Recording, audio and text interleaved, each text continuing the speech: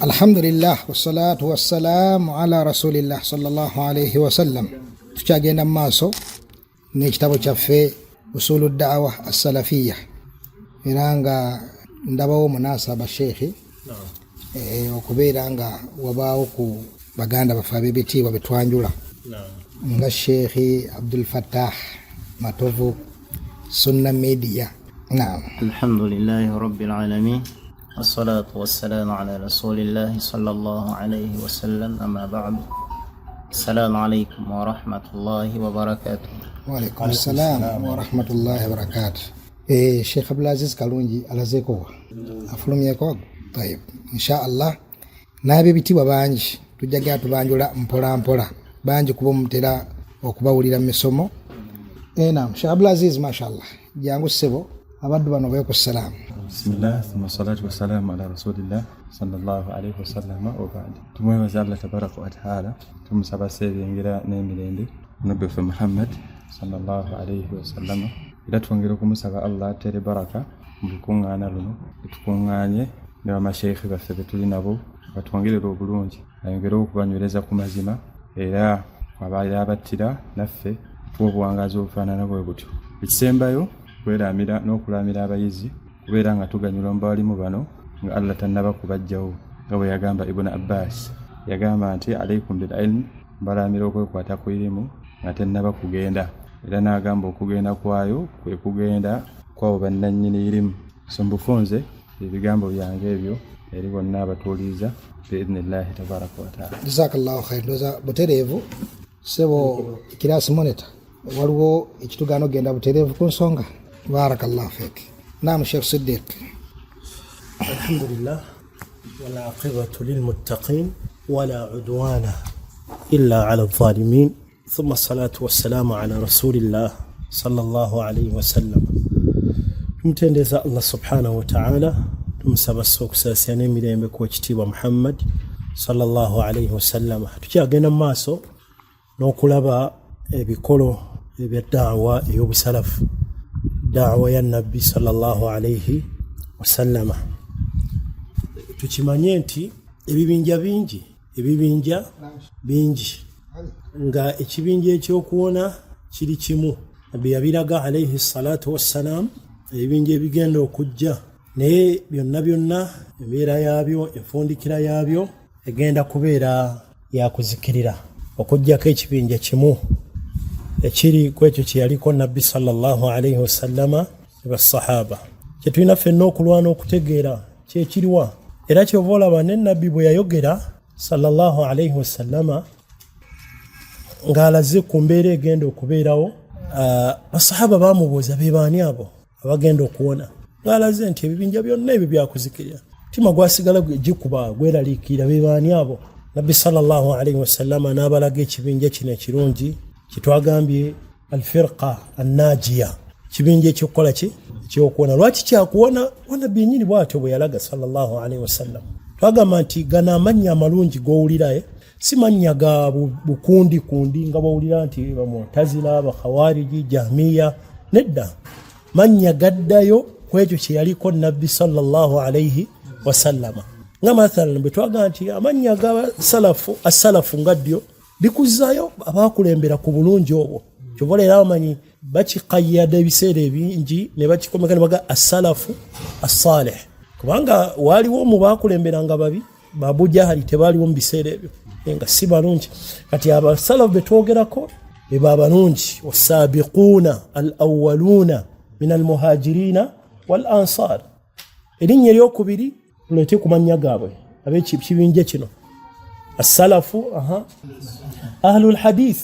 wal athar. Lwaki babayita ba ahlul hadith? Kubanga baddeyo ku hadithi za nabbi. Bw'omusanga lwaki mukozewe muti ng'agamba qala rasulullahi sallallahu alayhi wasallama, bwe batyo batambuza eddiini yaabwe. Fi hin mu mbeera nti ate ebibinja ebirala bw'ombuuza lwaki mukozebwe mutyo, naffe tuli basajja bakulu tuludde ku kyalo tuli bwetuti ne bwetuti kati kyoga ffe tulina magezi bowe babeera naye bano bo babuuza lwaki bwe mutyo. Qala rasulullahi sallallahu alayhi wasallam,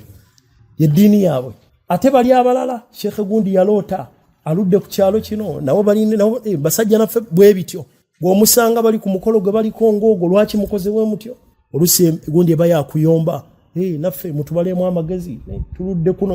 bwe butera okuba obujulizi naye bano bo babayita ba ahlul hadith olw'ensonga eyo kasita obasanga kye baliko mukoze bwe mutu lwaki ate mmwe ogenda okulya bakusumulya qala rasulullahi sallallahu alaihi wasallam ni athari bwe basahaba agenda okujirayo sahabi gundi bwati ne bwati kye kibayitisa amannya ago gowulira amalungi agawomerera naam erinnya eddala firqa an-najiya twagambye najiya lwaki kubanga nabbi bwe yali alaga ebinja byonna tibigenda zikirira yagamba waliwo ekibinja kimu kye kigenda kukola kuwona erinnya eddala taifa mansura lwaki naam man khadhalahum omuntu yenna abakkakkanya abawuka tekibakosa kuba bakimanyi nti obuwanguzi bulina kubeera bwabwe wala aqibatu littaqwa wala aqibatu lilmuttaqin ebbanga lyonna bayinza otwala ekiseera ne awe balina okukola okuwangula kyobola abeera nabbi Musa si bwato bwe yagumya abantu abali ku bulungi obwo bwe bajje ne bamugamba udhina min qabli an ta'tiyana wa min ba'di ma ji'tana qala asa rabbukum an yuhlika aduwakum wa yastakhlifakum fil ardi fayanzura kayfa ta'malun abantu abali ku mazima ebbanga lyonna mazima galina kubeera waggulu erinnya eddala ahli sunna wal jamaa lwaki bayita ahli sunna naam tawassuq bis sunna jamaa yeti abe bantu okubanga bangi amazima ne bwabeera nga ali omu naye nga kyaliko kyekyo era kyovola baba ahli sunna olw'okunyweza enkola ya nabbi babayita jamaa kubanga sunna ze zigatta ate ba ahlul bid'a bogenda mbita amanyi babayita batya ahlul bid'a wal furqa ahlul furqa abo era abantu abalese obuzibu mu umma be banabida wadde bo baboogera eno berungi eri society ne balaga tuli kino abavubuka bonoonye naye abonoonye umma be bazuzi mu ddiini wallahi toyinza gamba bantu bazza ku ekyo bantu ku nabbi kye yaliko nti ate be bonoonye umma buli bw'oleeta bida gw'oboleesa obuzibu mu umma kuba mulimu abantu nga baagala nabbi waabwe kati nga buli wabajja ku nabbi waabwe n'obaleetera sheekhe gundi alina ekitambaala ekinene alina ekkanzu gye yajja ku kaaba ng'ogenda kuba batabudde nga tebamanyi bya seeka gundi baalerwa nti nabbi kyayogedde kyekikola kyekiramula kati wabaleetera seeka gundi nga ate balinaani togenda kikola gogenda kuba yawudde mu umma mathalan twali ekyokulabirako nabbi waabwe yabalaga Eid al-Fitr ebeerawo ddi olunaku olusooka mu mwezi ogwa Shawwal kakati sengojja mu kiseera nga kino mu mwezi sigwa Shawwal mathalan gamba mu Rajabu nobugaba nayo budde bulungi enkuba tetonya tusobola okugira abantu ne tulinda eri mu Shawwal enkuba netonya kati tukikole wano abantu baleme taataaganyizibwa mu Eid yaabwe abagala nabbi bagenda kutambula nawe abatagala nabbi bo basobola okwegattako ngera bo balaba batagala nabbi bajja ne beegatta ku mikolo ng'egyo ne bagenda buruda mauledi ne babatwala ne abagala nabbi tosobola kati ani abaleesa obuzibu okutandika okwawulayawulamu bano baganye bano bakkiriza obagambe eswala ya Aisha ojja obageba ni kasisa tukyalina amaanyi tusalera akamunaana olina amoyiza ofunayo abaali awo weebatyo nabo ne bagaye tusale seeka waffe naye abamanyi ensomesa ya nabbi banaakikkiriza ekyo kati gwaleetawo ebyo ebizuule gwoba oleesa obuzibu nojja abantu ku ekyo kye bamanyi ekyava ku nabbi waabwe alayhi salatu wassalamu era kino tukikwata ab'ebitiibwa abaawulayawula mu umma be bazuuzi mu ddiini era abamanyi bwe batyo babayita ahlul furqa be bakutula mu umma ne baleetawo ebintuntu ogenda okulaba abazudde bino baleesewo bino hijab nation ebyo byonna kutula muki nga senga abantu bo balese ku ddiini entuufu nabbi gye yasomesaamu bagenda kutambula mu mbeera yaki eyawamu biirina ng'obalaga nabbi waffe naye boona abazze eno n'eno genda kuba oyonoonye n'okuba nti okutudde mu umma y'obusiraamu idhani abantu abagatta umma be baki ba ahli sunna wal jamaa basalafu be bagatta umma ne bagikumaakuma ebeere wamu ku ekyo kye yaliko nabbi sallallahu alayhi wasallam kati ekibinja kino sheekhe kyagenda otulaga era kati tugenda yingira mu kitabo naye sheekhe alina bye yakulembeza nga tannayingira mu bikolo bino olwo introduction nnungi yakulembeza sheekhe rahimahullahu tabaraka wa taala naam faddal sheekhe naam abuuziza nti abawahabin twatogedde ku amannya agabaki abasafu ne tugamba agamanya gonna bw'ogawulira bwomerevu obugakuzaayo ku ekyo kye yalikaani nabbi sallallahu alaihi wasallam ekyenjawulo ku mannya gali amalala nti go gakuzaayo eriki gundi yatandikawo ekintu kye naye gano gonna bw'ogetegeeza ekirimu okuzzaayo ku ddiini gye yaliko nabbi sallallahu alayhi wasallam. Wa amma bano wano sheekh ajja kumwogerako sheekh Muhammad bin Abdul Wahhab wano ng'atandika sheekh Abdussalam agenda mukulagako da'wa ye obulungi bwayo agenda gikonako ko maaso awo insha Allah tabaraka wa taala. Naye abantu bano oluusi abaagala okukyaya obusalafu okukyaya da'wa ennungi banoonyaayo kati ebintu ebiyinza okugira eri abantu nti kubabijjisa kati mu byo bye baafuna kyekyo okwagala okulaga sheekh Muhammad bin Abdul Wahhab nti yali mubi bo ne balowooza nti mwe bakijja okumuyita obayita bawahabiya bakireeta mu mbeera bo yakujeeja bakireeta mu mbeera yakujeeja so si nti okulaga nti abo bali ku nkola ya nabbi sallallahu alayhi wasallam ne bakasukira oba okulaga nti sheekh Muhammad bin Abdul Wahhab yajja n'ebintu bipya era byaliko si eddiini ya nabbi naye nga tujja biraba wano nti talina imaamu ono kyeyakola okugjako embeera gye yasanga nti yali mbi nnyo nazza abantu ku ddiini ya nabbi sallallahu alayhi wasallama. Allah yamuwa nabanga yajjumbira nnyo n'asoma nnyo ebitabo bya sheekh al-Islam ibn Taymiyyah n'omuyizi we al-Imam ibn al-Qayyim rahimahullahu tabaraka wa ta'ala. Ino umma Allah yajiwa abasajja babiri okuva bwe bajja Allah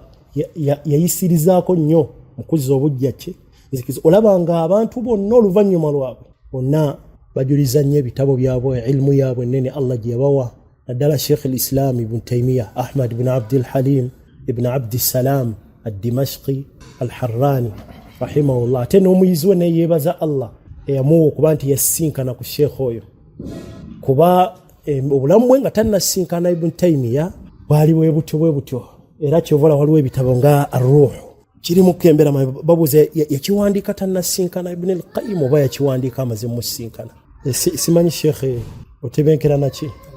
Allahu a'lam kubanga kirimu fihi ma fihi oba nkavunula entyako ensonga bawulamaze bataasiima kati kisoboka okubanga yakiwandiika nga tannasinkana sheekh we al-Imam ibn Taymiyyah naye yeebaza nnyo Allah yamuwa n'abanga yasinkana ani ibn Taymiyyah. Era mu qasida ye wano gye twogeddeko sheekh Abdussalam yagikwata wano tubirabye ya Annuniya mulimu ku byo yeebaza nnyo Allah kuba nti yamuwa n'asinkana al-Imam ibn Taymiyyah. Ekyo wallahi kyengera Allah okuwa n'osinkana omumanyi omutuufu omwesiga omusalafu Allah ayinza okukugerera mu kunoonya ilmu n'ogwa ku lisajja erisuufi wali eri sheekh eryo n'ogwa ku lishia wali kusomesa butebe bavuma Abubakari butebe bavuma nga yeseeka oyo n'ogwa ku liseeka w'obwavu n'ogwa ku seeka abaseeka abo ab'obwavu abo omuwalimu naam afuŋŋamye kubaddwa emakerera awo okumala emyaka egisukka mu 2 naam naye ayinza okutuula n'ayogera omusomo mulamba sawa namba taleese aya taleese eki hadith naye nga musomesa we waliwo omuyizi amutuddeko awo amuggyako emyaka egyo gyonna nga ne bwayongera emirala 2 tagenda kumugyamu bulungamu. Allahu musta'an. Naam. Wallahi webaza Allah subhanahu wa ta'ala n'okusaasira okugenda mu marakizi oba ebifo ebyokusomera mu ilmu n'osinkana omumanyi omuki omulungi temumanyi nti eriyo baganda bafe abagenda mu marakizi ez'enjawulo ne bagwa mu basuufi nga baseeka baabwe ne babasomesa butya bwazikira bwagweno bwaddeeno nga byo bye basoma. Kati Allah akuwa ekyengera kinene kyekiri kye twalaba eri mu kyafaayo ky'oli omusajja Ma'badi al-Juhani oyatandikawo ogubingi ogw'Abaqadariya batabi badduka mangu nnyo ne bagenda Makka ne basinkana ani Abdullah ibn Umar naye tabi kye yakozesa ekigambo kiwulire ekirungi yagamba fawuffiqa lana Abdullah fawuffiqa lana kivulete ekyo sheekh Allah n'atuwa ekyengera ekyo kyengera Allah kikuwa n'osinkana Abdullah ibn Umar oza nakyanga obujulizi ayagala pirawo Abdullah ibn Umar ayagala baasa Abdullah ibn Umar anoonya baasa agenda kuwa eddiini nga bwekola ki wede kiba kyengera Allah kyaba kuwadde n'osinkana omumanyi omutuufu omwesigwa agenda okujjira eddiini mu butuufu bw'ogikola ki naam. Kati Ibn al-Qayyim yebaza nnyo Allah yakimuwa ekyengera n'asinkana ani Ibn Taymiyyah sheekh we. Kati ne Sheikh Muhammad bin Abdul Wahhab teyamusinkana naye yaganyulwa nnyo mu bitabo bye era kigambibwa nti mu bitabo bwe byajja bitundu bye Najdi ne wala wonna sheekh yabifuna n'abisoma nnyo Allah n'amusaasya n'agenda ng'afunzaamu n'ebitabo by'olaba n'emisomo egy'enjawulo naye nga yaganyulwa nnyo mu byo Sheikh Muhammad ibn Abdul Wahhab rahimahullahu tabaraka wa ta'ala abasheekhe bangi ne bajjanga bonna baganyulwa n'okutuusa kati Allah aba akuwadde n'obifaako nnyo ebitabo bino ebyabamanyi bano biidhinillah oba n'omusingi omunene mu nzikiriza manhaji entuufu ebya Ibn Taymiyyah naamwe olulimi lukalubamukko ki ne kale ate bw'ojja n'oseetulamu bw'oyagala olulimi olugondaye n'ojja kati nga ku bya Sheikh Abdurrahman As-Sa'di rahimahullah oyo ate olulimi lwe lugonda ate oyo naye yasoma nnyo ebitabo byani era Sheikh Ibn Uthaymin yagamba nti Sheikh yabibakubirizanga nnyo kuba Sheikh we al-Imam As-Sa'di Sheikh wani wa Ibn Uthaymin era Sheikh Ibn Uthaymin yakubirizanga nnyo abayizi ng'abakubiriza nnyo tafsiri ya Sheikh we kubanga tafsiri Allah yamuggulirawo ate olulimi lugonda si olulimi ogamba si lukambwe nti wala bulukambwe la lugonda lwe yakozesa Sheikh Sa'di mu tafsiri yeyo era Sheikh Ibn Uthaymin yagikubirizanga nnyo abayizi be tafsiri ya Sheikh we eyitibwa etya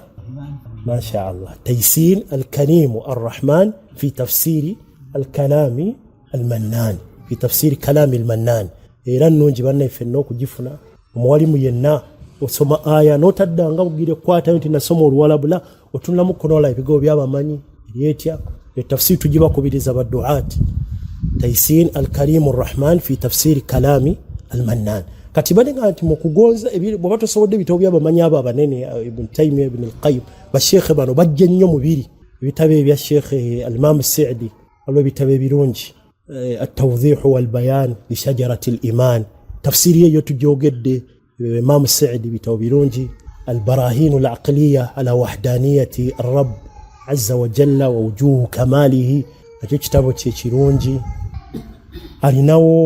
الدرة الباهية في محاسن الدين الإسلامي جنا يجتبت تشيرونجي يكون عن يسون عن غابر مهم إزيلا قبلونجي بالدين جيكو يامبكو نقول الدعوة n'abantu bala gobulungi bw'eddiini y'Obusiraamu yabifunza afunza n'engatta bitabo birungi biidhinillah bwe luba olulimi lugizeemukko kale ate olw'omuyizi we lwagonda ye n'agonza nnyo yabeeranga nnyo mu baawamu abantu ba bulijjo Sheikh Ibn Uthaymin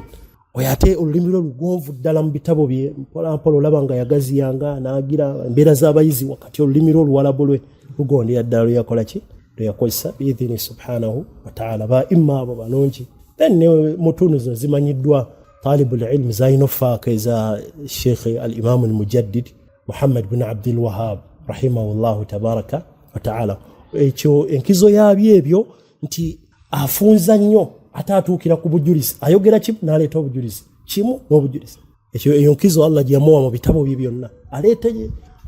mathalan nagamba qawaidul arba nagifunza qaida esooka nakuleeterako obujulizi usulu sita bwesyo usulu mukaaga najjanga afunza mpola mpola kujjako muyagaziwe nnyo mu kashfu shubuhat olagola ebitabo bya afunza mu mbeera efaanako bwetyo biidhini subhanahu wa ta'ala kati mwekyo byonna tubituuseeko nti kyengera Allah okuwa n'osoma ku bitabo ebyabamanyi ddala nga bebo baki basalafu n'oba ng'osomye ku baseeka nga ddala baki basalafu kiba kyengera Allah subhanahu wa ta'ala kyaba akuwadde era wallahi twebaze Allah otusinkanya abamanyi abalungi abeesigwa osirikiire mu butuufu ge bwali badde butya nga ffe tuli ku ddiini y'abo abasuufi bakubuuri abo bagenda ku ntaana ne bayi bulamu bwali badde butya obwo twebaza Allah subhanahu wa ta'ala allahumma laka alhamdu katugende ku nyanjula ya sheekhe biidhini subhanahu wa ta'ala طيب بسم الله الرحمن الرحيم مقدمة قال إن الحمد لله نحمده ونستعينه ونستغفره ونعوذ بالله من شرور أنفسنا ومن سيئات أعمالنا من يهده الله فلا مضل له ومن يضلل فلا هادي له وأشهد أن لا إله إلا الله وحده لا شريك له وأشهد أن محمدا عبده ورسوله نعم مقدمة ملونجي تاندika nago kuliko n'ekyafaayo kya Dhimadi al-Azdi radiyallahu ta'ala anhu omusidaayo okunoonya emiqaddima gitiisa tewemenya tewekalubiriza nnyo yagala nnyo muqaddima nga bwawukamu alhamdulillahi alladhi bihamdihi as-samaa'i wastaqallat naddawu n'ogwako waliwo yali agulira nakapapula ne kamugwako ogenda okanoonya gwe yagukomye gubuze agira ebikugira bwe gityo nadda kugwa bulijjo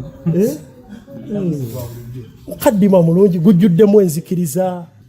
oli Dhimadi al-Azdi nabbi bali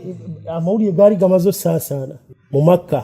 era banne kyovola kino ekibinja kyekyokuwangula Allah akitaasa kuba mu Makka buli we wayitanga nga bagamba waliwo omusajja Muhammadi omulalo mu Makka buli woyita naye kati buli woyita mu Makka genda oyite mu Makka kati Muhammadu Rasulullah erinnya lya nabbi lisitulwa wayitanga mu Makka nga buli woyita Muhammadi omulalo naye Dhimadi ono bwayingira kye bamutuusizaako waliwo omusajja Muhammadi avumya akoze ki agabambise nga mulaba ne Museveni mu bufunze najja waali namugaba mbulidde obuzibu ki teziriiko ki ninaga ati ojja tera tusobola okusomerera nabbi n'atandika ebigambo bino mukaddima guno inna alhamdulillah musajja mwabiwulira namugamba aida alayya kalimatuka haula ziraamuko ebigambo byebyo nabbi n'abiddamu ogwokubiri n'ogwokusatu namugamba nziraamu omusajja mutuufu namugamba ntambudde ndabye ku balogo balaguzi n'ebino ebigambo biva eri Allah era omusajja yasiramuka oyo Dhimadi al Azdi nabbi n'amulagira ddeyo n'abantu be bonna abakoleko daawa nga bigambo bino ebirungi ebijjuddemu tawhid kati baduata abamu okwekaluubiriza n'anoonya omukaddima tamanyina makulu gaabyo oluusi wabula ye kyanyumirwa nti kasitagira alladhi istaqallat bihamdihi samai watma'annat n'omulanga agwako needo nagira abalala kwekono nedduwa abamwe ne mu mbeera y'okusaba mulimu abanoonya yedduwa gy'alaba nka abantu bonna bajja kugamba mabegaka waliwo omulalo eyaleeta edduwaawo nga bwagwako eno ne pulezidenti gwali naye nga bihurumati Qabiri alwahabira saada babira wallahi ogenda omubuuza namufutinkana omuddu oyo mubuuza ebigambo ebitegeeza ki aga ekituufu nange simanyi ogenda okugira mbu ate yayika ezanzibar gye yabigira biri awo mannya g'abalogologo basamize ge bakozesa abo bakubi b'ebitabo naye olw'okuba mbu awulidde bikola ki binyuma ki nayagala abikole ki ayaba ateeka mu mbeera efaanako bwetu kati bigambo bino bijjuddemu tawhid n'okudda eri Allah subhanahu wa ta'ala. Naam, mukaddima tetugenda ggulwako nnyo twagala tugudduke tusobole oyingira mu bikolo biidhini subhanahu wa ta'ala. Mulimu tawhid wa ashhadu an la ilaha illa Allah wahdahu kunyweza n'okukatiriza la sharika la wa ashhadu anna Muhammadan abduhu wa rasuluhu. Kitiibwa kya nabbi ekyo kiwulidde muddu oba yanukudde baani bagula abasukka ekkomo mu kumusiini batuuka omusinza bamu kati ennaku zino bagenda ne Madina bagenda n'obupapula bakuba nti gavumenti ya Saudi kati yataddewo security ebeerawo naye luli mabeganga bakukutajja n'akapapula wandiiseko ebizibu bye byonna n'abikasukira nabbi wali abimutegeeza. Era n'abamu ne Uganda balina n'enkola abamu bw'alaba agende Madina agamba omutume ondabira mutume ensonga eri etya oli ava alabye agende Madina n'amugamba amulabira omutume ndabira omutanda Sheikh Muhammad gobo tubulira awa naam seka usama